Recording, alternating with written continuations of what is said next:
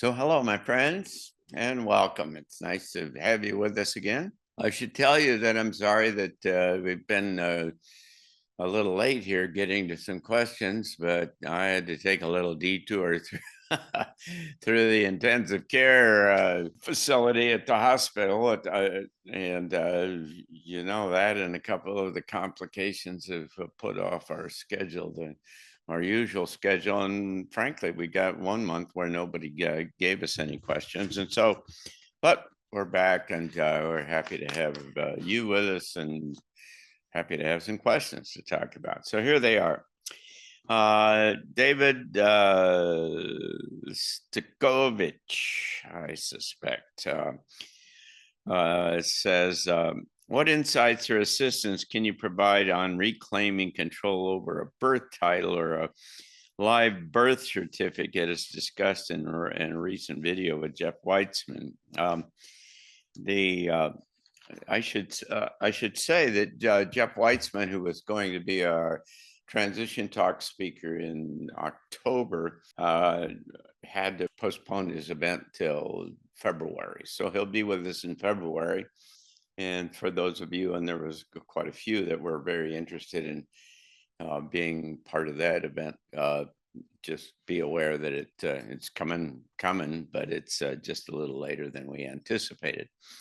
Jeff Weitzman, for those of you who are not familiar with, is a gentleman, very bright guy from Southern California who has spent a great deal of time looking into and perfecting the mechanism by which each of us as individuals can legally assert our independence and sovereignty from some of the built-in legal constraints of the system, and particularly as it relates to the IRS. He has literally been successful in having the IRS help him provide what is equivalent of something like $1.5 million that he has used to buy a ranch. And it was all a very legal kind of process that was leveraged over the accumulated value that has been built up over his lifetime in terms of the kind of mechanisms of the financial mechanisms that are used for all of us, apparently, to generate revenue and returns for other people. That's very cryptic, I'm sure, to some of you, but the fact of the matter is that there's a kind of a secondary financial market for human beings in this country.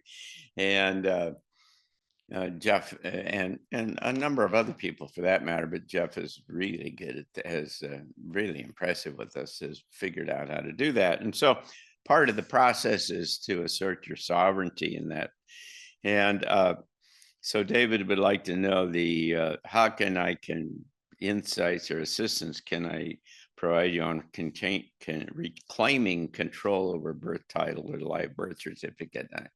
You're gonna have to wait till February. I'm not the guy who knows about that and is in any kind of authority, David. So that you now have an incentive to come in February. He also says, are there resources and contacts within our network that would support individuals working on this reclamation process? We certainly have at least one person in particular who has given a great deal of effort and time to this. But again, I would suggest that the larger kind of resource base would come from Jeff when he comes. And so, we'll all wait to find out what he has to say in that regard. James McKelvey says some nice things. Says he's got an archaeological site here not too far away in North Carolina that could be of particular interest to us. It's a pyramid and so on.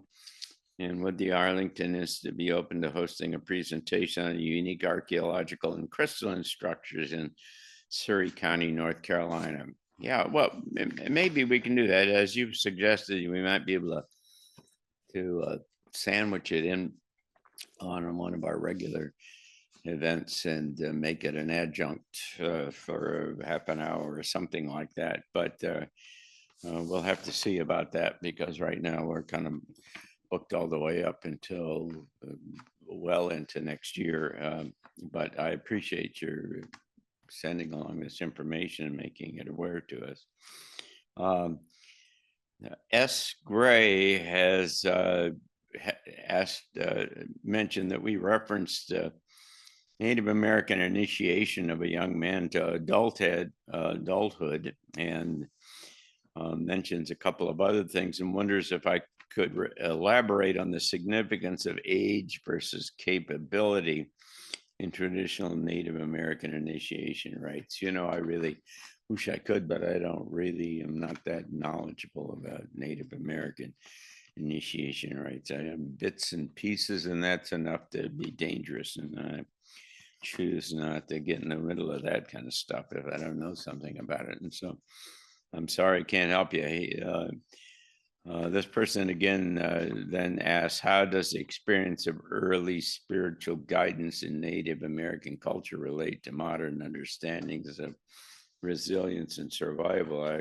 Well, clearly, some of those other early things with Native Americans, they were far more resilient and knowledgeable and integrated with nature in general, and could and could survive far better than we do today, because we're all dependent upon these supply chains and technologies and so on. And but more than that, I again am not an expert on these kinds of things. So Kathy Adamski, who chimes in on a regular basis. Thank you, Kathy, for coming back. She expressed apologizing for expressing my unwillingness to prep for a disaster described in 1 Minute After. That's a book that I suggested that was particularly graphic and informative about what kind of the situation is likely to be if there was an electromagnetic pulse that wiped out the electrical grid and the internet. And she says, I don't want to believe the grid going down will really happen. If it does, my half measures would be insufficient. I have much of this stuff, but not enough for a year. I assumed nobody would be influenced by my response. I'm sorry I discouraged you. Well, you didn't discourage me significantly. And then you go on, Kathy, and there are some questions here about that. But let me say, first of all, my and this is not personalized at all, and everybody gets to make their own decisions on this for sure. But my understanding is we all came here for a purpose and be part of this kind of transition, and this is not a passive thing. This is a kind of an act. We have an active kind of roles to play, and at the center of that is this kind of evolutionary push, this kind of evolutionary leap, some people call it, that is the product of our responding to the conditions that we are given, that allows us to jump to a new level of kind of existence and consciousness that engages and makes available far greater kind of not only capabilities, but awareness and other kind of things. And so it's kind of part of kind of maturation, and it's an initiation, and you might call it. I kind of like that kind of idea. And if you decide that you want to play and all of that, and that is important to you, then this is the chance to do that. If you choose that you don't want to, I mean, everybody gets to choose, and so if it isn't your thing, then I suspect everyone gets another chance to try it at another time. I guess I don't really understand And I'm certainly not in a position to do that. All I know is that some of us just feel an imperative under the conditions, the current conditions, to stand up and become kind of somebody new and different. Um,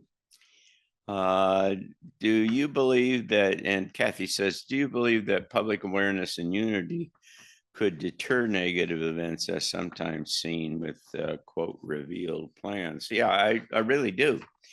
But I think that the idea here is that the consciousness is causal. You get a lot of people who have an elevated sense of consciousness and perspective about what uh, they see as the possibilities and the likelihood in the future. And might that change the future? Absolutely. That's the basis of what we're trying to do at the Arlington Institute. But I think you do that by being active and kind of leaning forward into the situation and building community and being alive to be able to effectively respond to all of this, among other things. She also says, what advice do you have for those facing personal limitations or health struggles that make large scale preparation challenging? Really great question.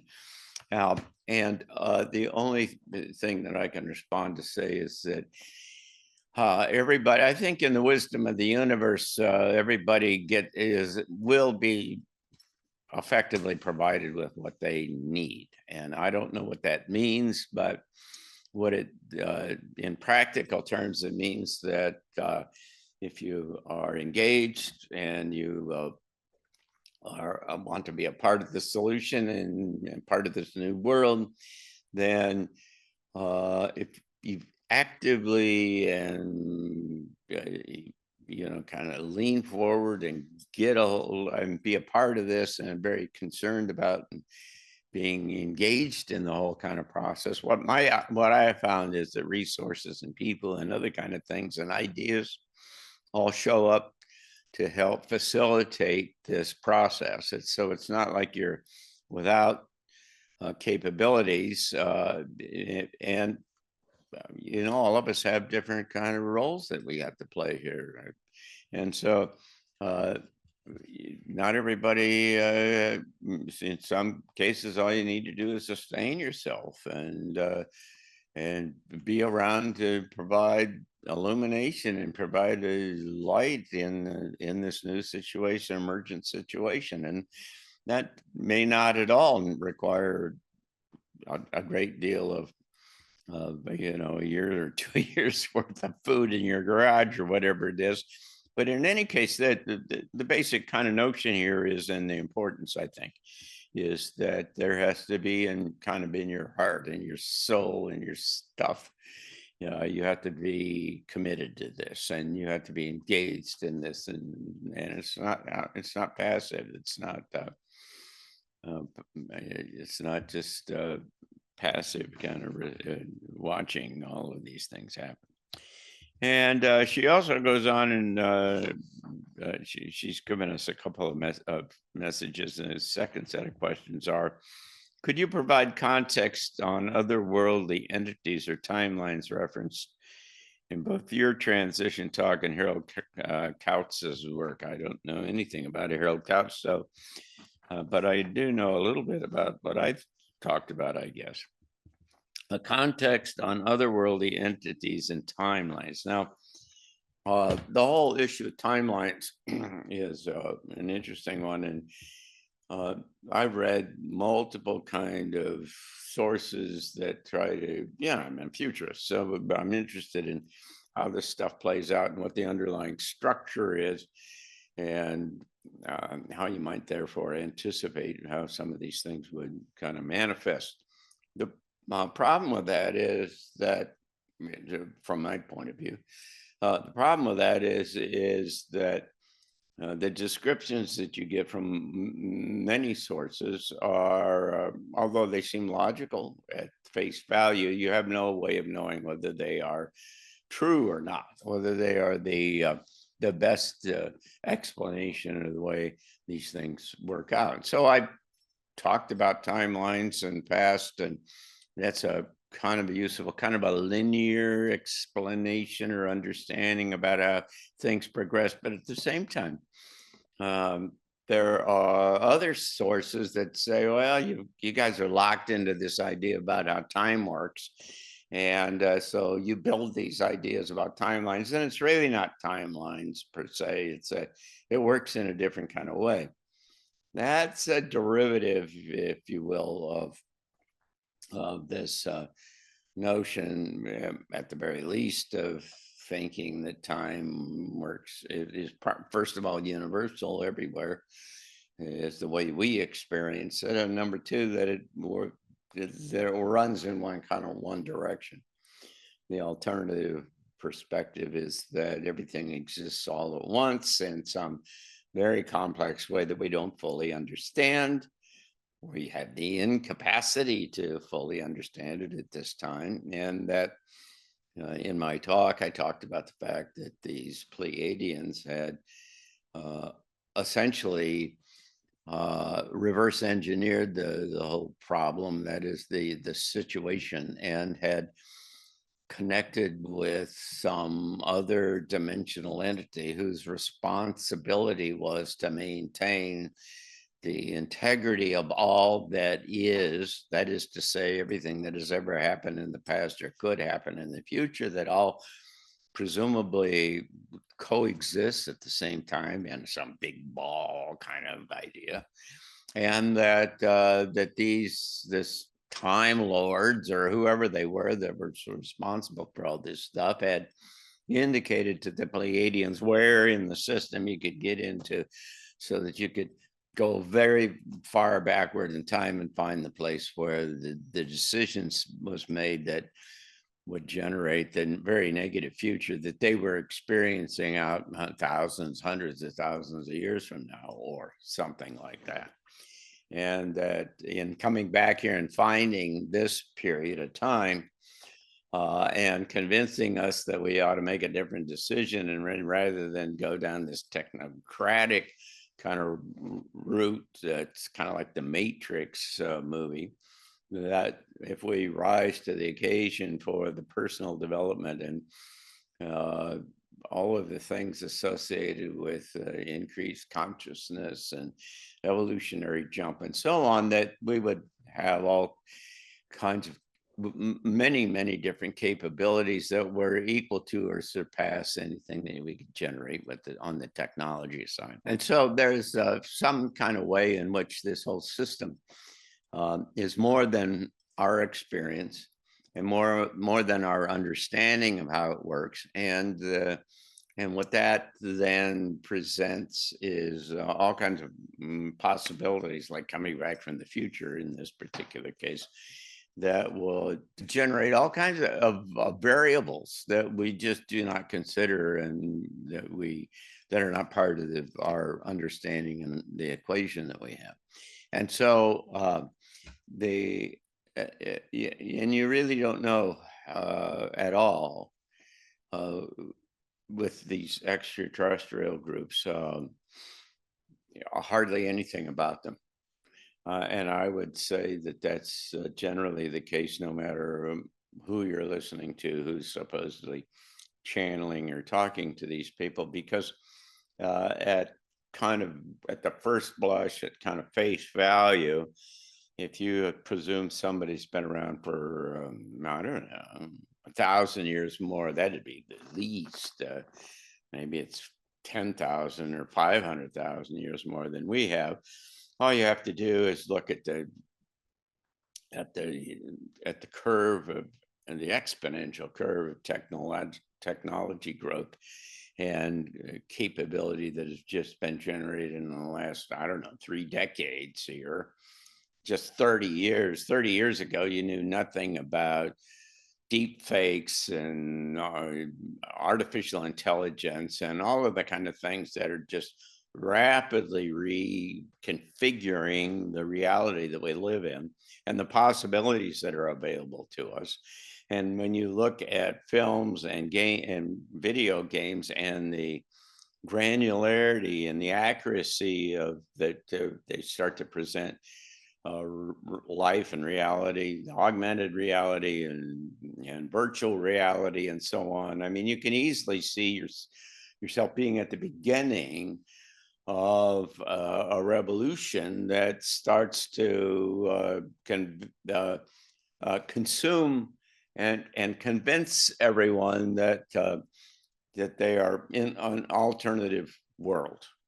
I mean, that's certainly the objective of some of these games and some artificial reality uh, kind of headsets and so on. And if you talk to anybody who's spent much time in them, it's just consuming, and you are completely taken by the whole experience, and you divorced from the physical reality that we experience right now.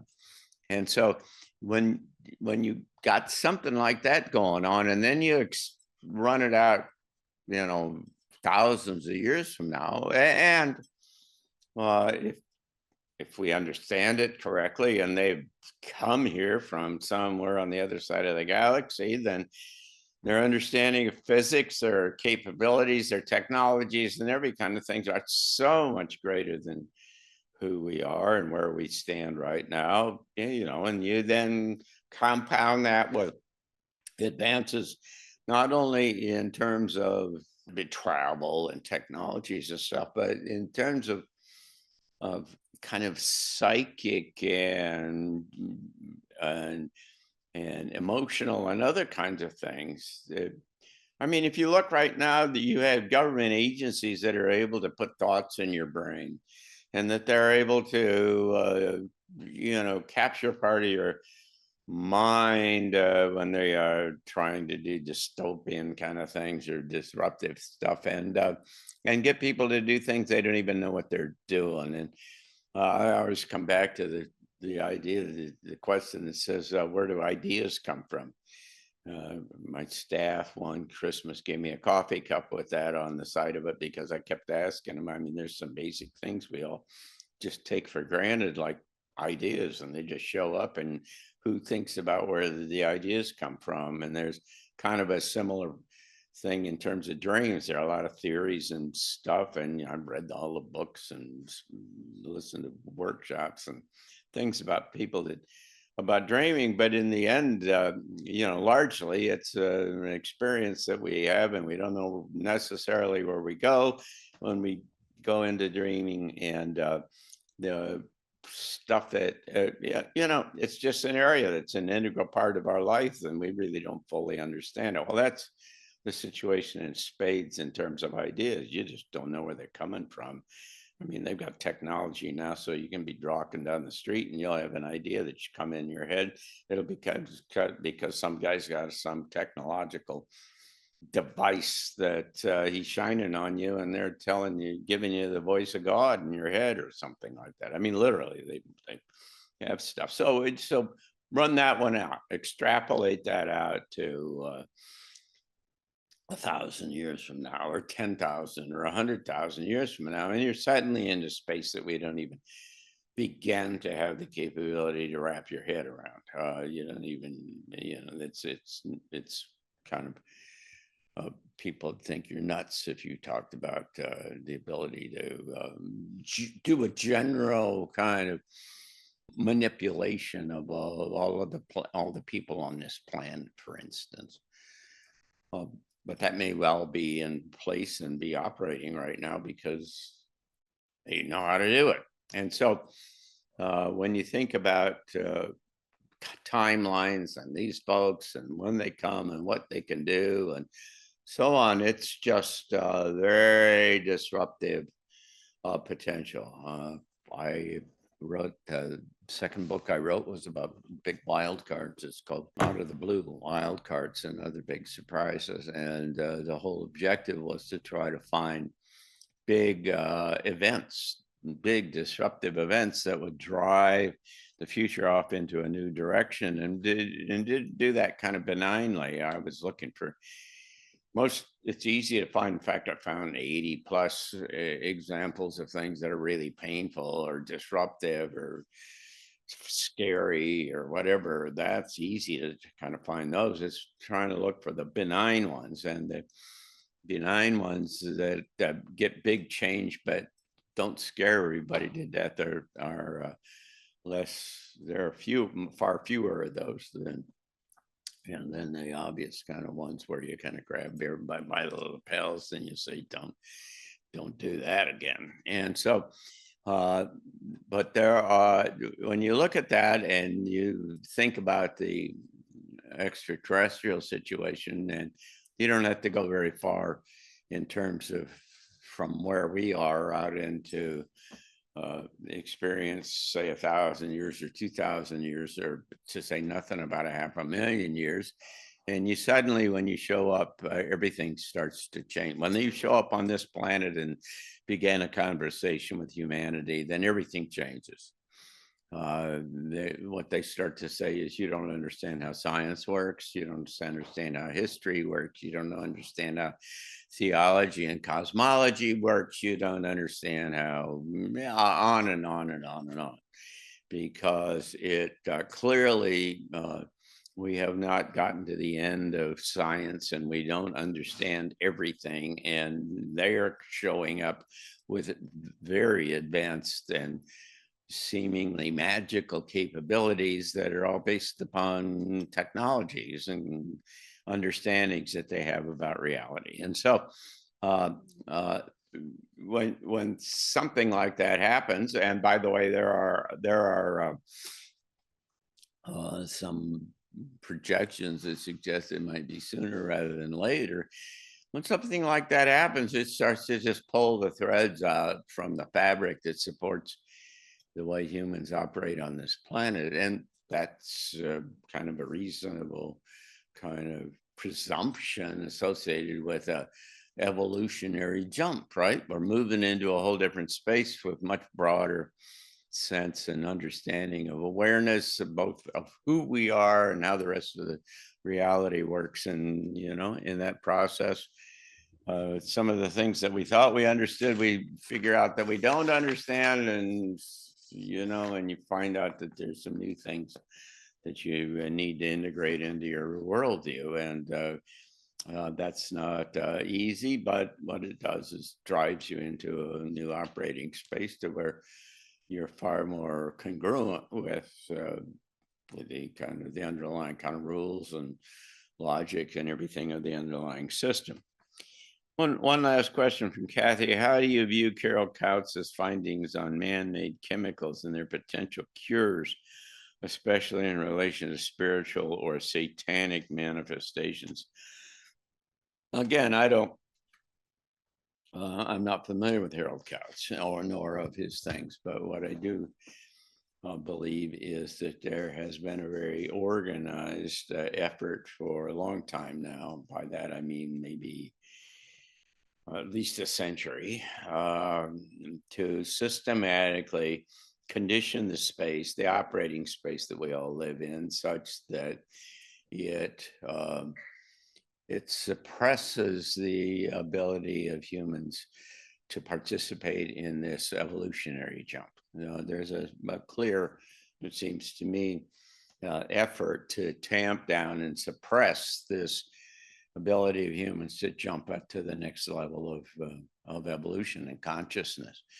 And it's in the food and the water and the air and the electromagnetic spectrum and technologies, and it's all over the cotton picking place. And it's hard if you can try to array it all in front of you and the timelines of how long, when it got started and how they're all coming together. And it's can't be random. It's very well organized. And then you start to ask your questions. So what's that about? And it's clear. I mean, lots of people are talking about that. It's about population control and reduction and so on. Well, it's bigger than that. I think it has to do with suppressing the ability of humanity, kind of writ large, or a significant group of us to disengage from the kind of the negative aspects of where humanity had come at this point, and to jump to another kind of level of of kind of operation and perspective that includes things like love and compassion and the usual things, forgiveness, the things that we're all familiar with, and certainly gets rid of war and fear and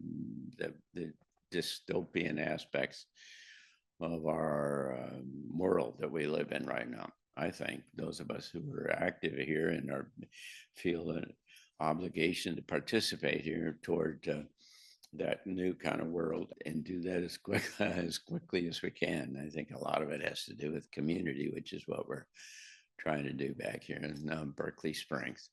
So thank you very much for all of those questions. Appreciate it. And again, I'm sorry that we've been kind of off the air for a little while, but every once in a while there's imperatives that show up and you can't sidestep them. And that's what I've had to do in the last couple months.